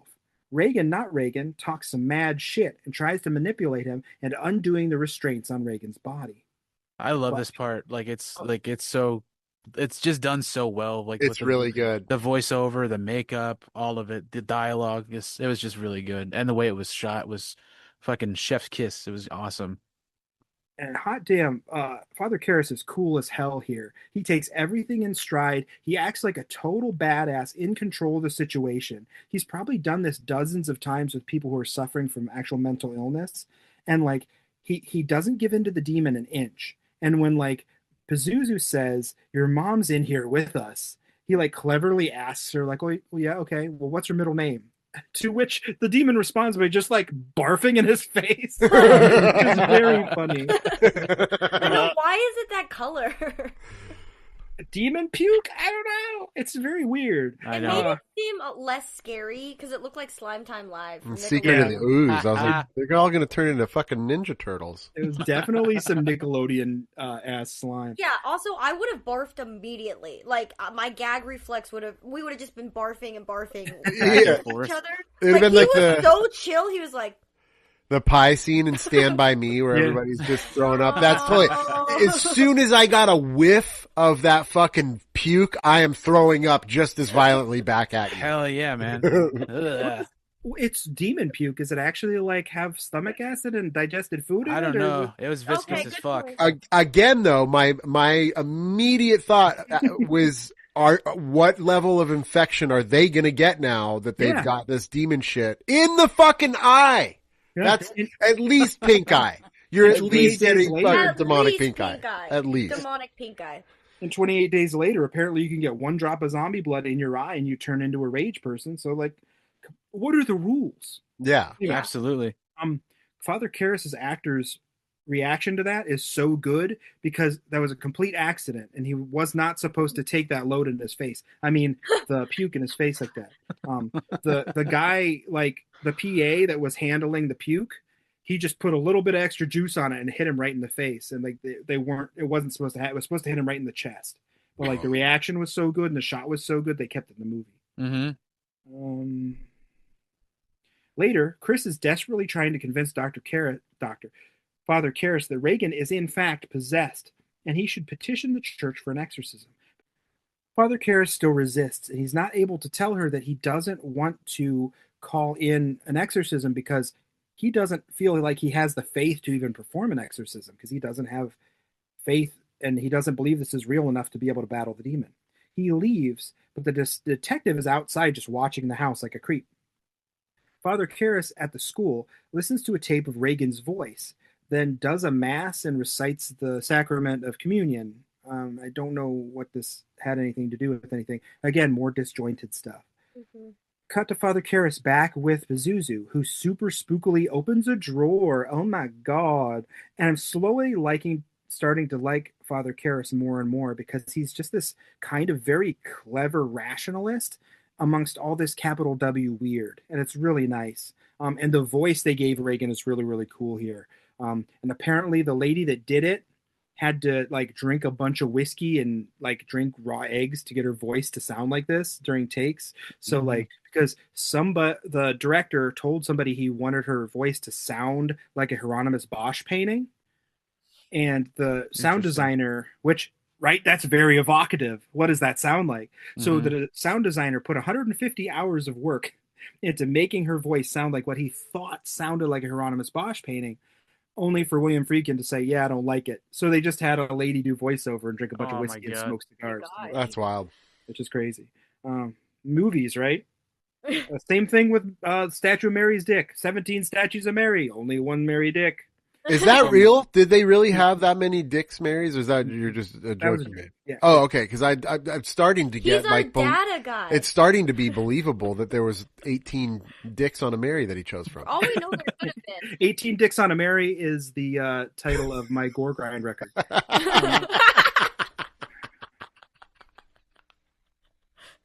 It's only blast beats. Yeah, and somebody inverted growling, so it's a toilet. Cut to Father Karras questions the demon about knowing Latin and how long that the demon might stay inside Reagan, because she starts to quote Latin and Reagan doesn't know Latin. And one of the big hallmarks of we got our thing. We got our Latin. We got our Latin. Because she's speaking in a language she doesn't know. Or hasn't studied, which is, and that was said earlier in the movie that, like, you know, the only way we could bring in the Catholic Church to do an exorcism is if we could prove one of these things. And then she fucking started speaking Latin, but it wasn't even the Latin that got him; it was the "help me" on her tummy, right? Yeah. It's like Reagan's writing "help me" from inside her own stomach, which is honestly, like, I'm impressed she got that right. I'm too dyslexic for that. I'm way too dyslexic for that. I'm like, what is she doing that with? Does she have a soul finger inside her own belly? I think it could be a nail. Also, why was a caregiver lifting up her tummy? Yes. How did Sharon know that was there in the first place? Yeah. That's my question. I was like, but yeah, that's some weird, like, how did she know what she's allergic to like touch inside her body to make the welt happen? Yeah, there you go. What's the science? Maybe she brought her crafts with her. What's the demonic science on this? She's making paper mache help me and pushing it against her own I'm making Taylor Swift bracelets. Wait, that actually makes sense. She is quite the artist, as we've seen throughout the film. She's an artist from within. Rearranging her entire intestinal tract. Yeah. They help me. That adds up. Father Karras is super clever here, splashing the demon with holy water, which we later learn is not actually holy water. Yeah, what the demon hell? still reacts because this isn't a Judeo-Christian demon, so why would it react to holy water? It's reacting because that's what Reagan thinks that a demon would react to, and Pazuzu only knows what Reagan knows. Maybe? I don't know. I thought it was very interesting, but that doesn't come up later because Father Tomlin, Michael W. Smith, who's the fucking guy? What's his name? Karras? No, Tim Tam. Father Tim Tam. I'm gonna exorcise your demons. But he uses real holy water later, and it does in fact help restrain Reagan. Oh, Marin? Yeah, Father Marin. Thank you. Where did you get Tim Tam? I don't know, because you kept saying Tim Tomlin. Tomlin. Luke Tomlinson? Chris Christopherson. Chris later reveals to Father Karras that she knows Reagan killed Mr. Burke, and Karras takes his recordings to the university, figuring out that Reagan's demon language is just talking English backwards, which I thought was very interesting. Mm-hmm. That part scared me when I was younger. I do kind of want to reverse it and see if it actually is. Yeah, it might be. You never know. Because like they might have used that much attention to detail in the movie, and if you have the recording already, why not just use it? Yeah. Right.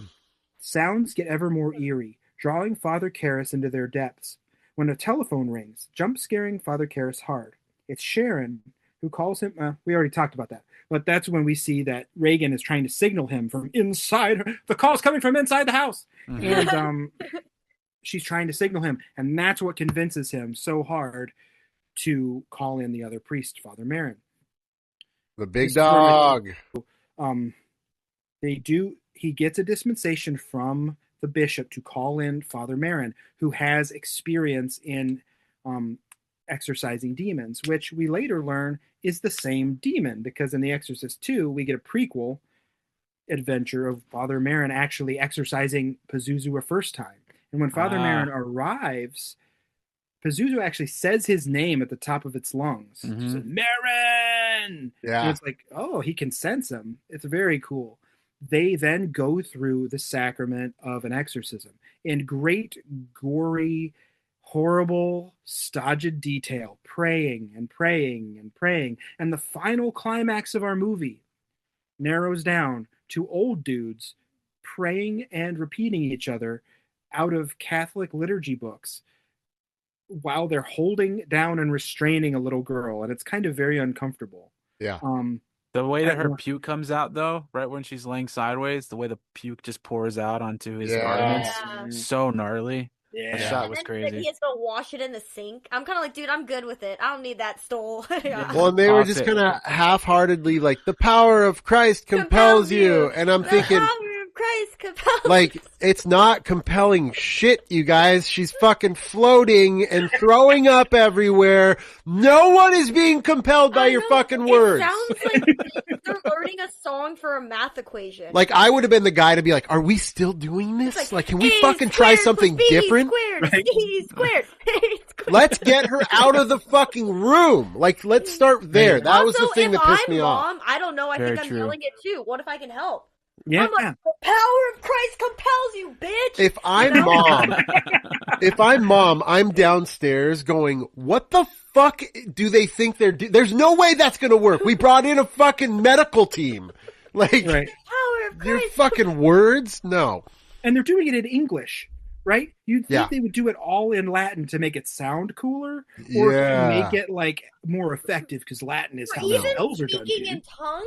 No, it sounded like a group of people. Oh, that's right. I keep forgetting it. And I think it's specifically Roman Catholic, isn't it? Yeah, they are. I think they're specifically Roman Catholic. But it seemed like, you know, if you've ever been to a Christian like convention, like the people do the I love Jesus, yes I do. I love Jesus. How about it? It was the same fucking energy as that. The power of Christ compels you. Like, virginity is cool. Like, and like over in the corner, the one like Southern Baptist guy is yelling, "Ain't no party like a Holy Ghost party, because the Holy Ghost party don't stop." And he's waiting for the call and response, but it never happens, because all these Catholics are like, "Geez, who the heck is this?"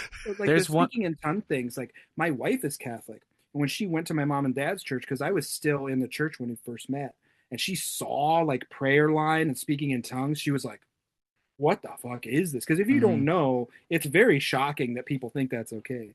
But, you're like, huh? Yeah, these people are insane. That guy just said the word "but" 17 times, and nobody's saying anything. Yeah. Butts. Oh, Jesus is talking to me, you guys. Can I just something that fucked with me from The Exorcist that I cannot stop thinking about is that these motherfuckers failed. They did not do their job right. Mm-hmm. Right. They fucking failed because they didn't cast the demon out. The demon just switches bodies. Intentionally, though. Father Karras does heroism, right? Chris asks him, because he has to take a break, and Father Marin's elsewhere. Chris is like, "Is my daughter going to die?" And we see the switch go off in Father Marin, because he knows what he has to do. He says, no. He doesn't reckon with his faith. He doesn't believe in God. He knows what he's going to do, and he decides what he's going to do. He has to sacrifice himself to save this girl. And he says to her mother, looking her straight in the eye, "Your daughter is not going to die." He marches up the stairs, has the final confrontation with the demon, who's sitting there after killing Father Marin. We off screen, which, like, why did he die off screen? We couldn't have got like a cool bit where she turned his head all the way around and he died. And she's like, I thought it worked for everybody. That would have been cool. Yeah. But like, Father Karras says some more prayers, and speaks the liturgy of a liturgy sacrament. I don't know which one it is. I don't know anything about Catholic stuff. He speaks the words of exorcism, finally realizing the only way he can get this demon out of this girl is to accept it. He's like, take me. You can have me willingly. Right. Just do it. Pazuzu hops into him and he says, bye, hops out the window down the stairs and willingly sacrifices his own soul and life and to save this little girl from all that danger. And I thought that was so cool. And I love the point that you said they failed. God didn't succeed. The power of Jesus didn't actually happen. You never see anything Christian happen to Regan. They say the power of Christ compels you a dozen times and she stops floating. But that could have been because Pazuzu's like, all right, fuck these guys. Just let him have a break. I'll stop floating. Jeez. Yeah. Just shut up. And our movie ends with the other priest rushing up to the body of Father Karras, drowning in his own blood, his bones crushed, his life gushing out of him onto the pavement. And he holds his hand, giving him his last rites, which his last rites wouldn't work, I don't think, because if you're possessed by a demon, you just go to hell, which kind of sucks, right? Like, you'd think that if you're possessed by a demon, God would be like, hey, you get a pass. Come on, dudes. Yeah, like, that was fucked up. Like, totally. Again, it's like, don't you have veto powers here? And God's like, my hands are tied. Sorry about that. He's like, bud. sorry, I'll look into it. Put it on my desk. We're like, okay. Or like the movie and everything pauses, and the record scratch is like, yep, that's me, and it points over to the corner, and there's just a column of light. I bet you're wondering how I got here. It's like, I could have helped this kid out 6 months ago, but I was really busy, helping people get discounts on their car insurance. And like, the other priest holds Father Karras' hand as his final breaths rattle out of his body incredibly painfully. And they said that there was no way they could figure out how to make the stunt safe. They couldn't replicate the amount of stairs in a soundstage, so they just put a half-inch of padding on the stairs on location, and they had a stunt guy that was okay with just throwing himself down those stairs. Wow. He just said he let himself go as limp as humanly possible, and he just took it, which is like, okay, dude. That's crazy. You did it, buddy.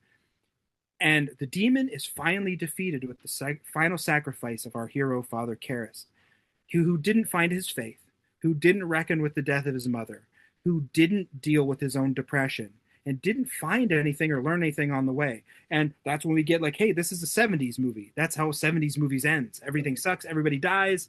You're bad. You're bad. I'm bad. We're all bad. Everything sucks. Like, see here the ending of Soylent Green. You know what I mean? Like, yikes. And the demon possession is over. And our final scenes are of Regan, now healed up pretty well from her traumatic ordeal, her mom, and Carl packing up the car and the whole ass house, which I thought they were renting at first, to go back to LA or Europe or somewhere. They're just going to get out of DC. And the detective comes up and asks how Regan is doing, to which her mom says she's doing okay. Regan comes out. She's healing up really well. Everybody seems like they're fine. And the other priest comes up, and he sees the medallion that Father Karras was wearing. And he gives the medallion back. No, sorry. This is where I stopped writing shit down, so I have it out of order. Chris gives him the medallion that Father Karras was wearing because Pazuzu was able to remove that medallion from around his neck, which may have allowed him to give Pazuzu possession of his body. I don't know, because we don't know what the rules are, right? It's not established. She tries to hand the medallion back to the priest, and we see in that moment that medallion is the same thing that Father Marin found somehow in Iraq during the archaeological dig. And he says, no, you can keep this. He hands the thing back, and Regan and her mom drive off into the sunset with Regan waving goodbye to the priest. And everything just kind of goes back to normal, and all these people have to just live with the horrific trauma of what happened over those few months in the fall of 1973. And that's our film. Right. And wait, one thing that was a great summary. This was a very exciting podcast episode. But did I get it wrong that wasn't Pazuzu supposed to be like protective over the space? So the idea is that if he removed it from the archaeological dig site, that it like. Because wasn't there something about it's supposed to be protective? So theoretically, is that why he gives it to the family? Because he doesn't need it anymore? And when he took it away, and that unease that is in the beginning, you know, like that's because he removed this like maybe thing from the area. That's why the guards were all kind of like up in arms and like towards the end there, because that protection was off the area. And we do have to remember that they used Pazuzu improperly as to how he works in the lore. You know, like how Pazuzu works in the lore is different than what they used in the movie. So maybe if we're according to lore, the demon's not actually Pazuzu. The demon is Lamashtu trying to steal Lamashtu trying to steal Reagan and steal her soul, and them removing the protections allows it makes Father Karras' sacrifice completely useless. Well, exactly, that's what I'm saying. and it's just Pazuzu saying, "Get the fuck out, lady! I'm going to give everybody here a migraine." And like that's, that's why we talk about art. That's why we poke the scab, so we can talk about it and have a fun conversation. Exactly. So if we could do it in like 2 minutes, what were the final thoughts on the film? You think, how did you feel about this apparent classic piece of cinema that we're all supposed to love and enjoy? Just real quick. I found myself outside of the film in a way. Like I didn't get immersed in it. Right. And I found myself outside on a couple different levels of one, just not being able to get past how children have been treated and looked upon, especially in Hollywood. And, that for me was a very difficult thing there were times where I was watching the movie going like, I don't think like this isn't even funny or like fun. This is like just kind of disturbing and like a portrayal of like child harm, Absolutely. And then, there was some filmmaking stuff that was pretty intriguing. I really liked how it started in a different land, I mean, that was fun, but overall it just confused the fuck out of me. And it made me kind of look at demonic possession. It actually broke my heart more than anything watching that and seeing all of the damage that this movie that was supposed to just meant to be kind of entertaining and scare us and have fun with actually played into our normal everyday, and seeing the remnants of a movie that now has been so removed by generations. My kids are still being affected by shit that happened because of The Exorcist. Right. So I guess I'll give it a fuck that film rating. Sure. I think the things you were saying about the children thing, though, that was my biggest issue with it too. That kept taking me out of it. Where like when she was like doing all these horrible like stunts and stuff for her, that that as a child was just inappropriate and too hardcore for her. Yeah. I was just like, it immediately took me out of it. I don't know if that's like the parenting thing or what, but it was just like, nah, this is too brutal for a kid to be dealing with. Yeah. Yeah, I agree. I think what makes it disturbing is it's representative of the time period and realities, and reality is always more scary than the supernatural, and yet we find ourselves being distracted by the supernatural as the cause of reality, which is just so stupid. So I find myself like feeling like both sad and fortunate that I live in a society in a day and age where I can say like literally whatever I want, to an extent with where things are going. But feeling very grateful that like if a man on set like touched my hair and called me sweetheart, I could pop him in the face and everybody be like, yeah, fuck yeah. Whereas like these women like had to put up with so much. Yes. That like the aspect of the way like the women were treated and the children, like that took me out of it. But I do feel like like you're saying with the long prose, I do like that it seems like they tried to connect it to the book. I do like that element is there, because it bothers me when movies like just kind of cut to just like the good stuff or like the action. So even though it was really, really long, I do think that kind of helps tie it to the book.